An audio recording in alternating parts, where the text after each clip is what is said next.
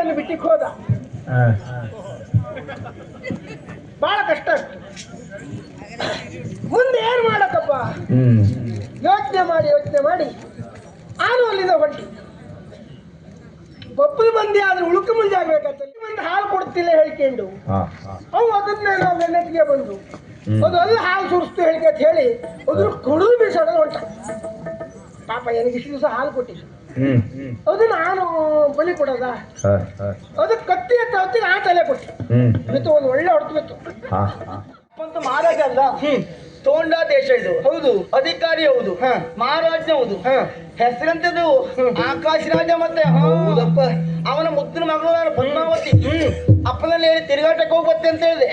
ಅಪ್ಪ ಹೆದರ್ಕತ್ತೆ ಹೂ ಅಂತ ಹೇಳ್ದ. ಈಗಲೇ ಹೆಣ್ಣು ಮಕ್ಕಳು ಹೋದ್ರಲ್ಲ ಗೊತ್ತಿಲ್ಲ, ಓಡಿ ತಲುಗುತ್ತಿದ್ದ. ನೀನು ನಂಗ ಯಾಕೆ ಒಳ್ಳೆ ಕುಟುಂಬದವರು ಓಡ್ತೀವಿ ಅಷ್ಟೇ.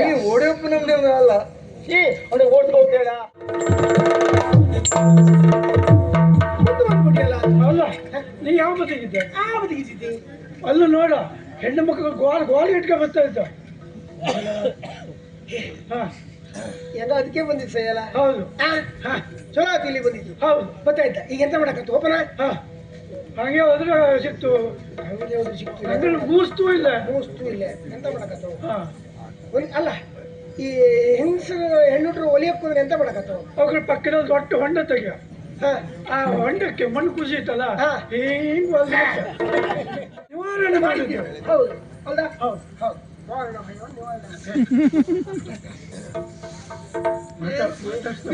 ನೋಡಿದ್ ಕಾಡ್ಕೊಳಲ್ಲ, ಆನೆ ಮರೈತಿ ಎಲ್ಲಿ ನೋಡಿದೆ ಅಂತ. ಆನ್ ಬಂತು ನಾನಂತೂ ಕೂಗ್ತೆ ಓಡ್ದೆ. ಏನು ಹೋಗ್ತೆ ಆನೆ ಹೊತ್ತು ಹ್ಯಾಂಗ್ ಬಂದು ಹಾಗೆ ಹೋಗ್ತದೆ. ಹೌದೌದು, ನೋಡ್ದೆ ನೀನು ಒಪ್ಪತ್ತಿಗೆ ನೋಡ್ದೆ. ನೀನ್ ಸೊಳ್ಳೆತ್ತ ನೀವ್ ಮಾಡಿಕೊಟ್ಟ. ಹೌದು,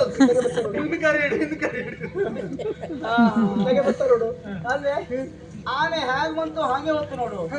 ಅದ್ ಯಾರೇ ಕತೆ ಗೊತ್ತಿಲ್ಲ ನಿನಗೆ? ನಾ ಇನ್ನು ಮುಂದೆ ನೋಡಿದ್ದೇನೆ, ನಾನು ನೋಡ್ತಾ ಇದ್ದೆ. ಕತೆ ಯಾರಿಗೂ ಗೊತ್ತಿಲ್ಲ. ಈಗ ಆನೆ ಓಡಿ ಬಂತ. ಬಂದ್ ಕೂಡಲೇ ಒಬ್ಬ ಬಂದ, ಆನೆ ಹಿಡ್ದೆ ಬಿಟ್ಟ.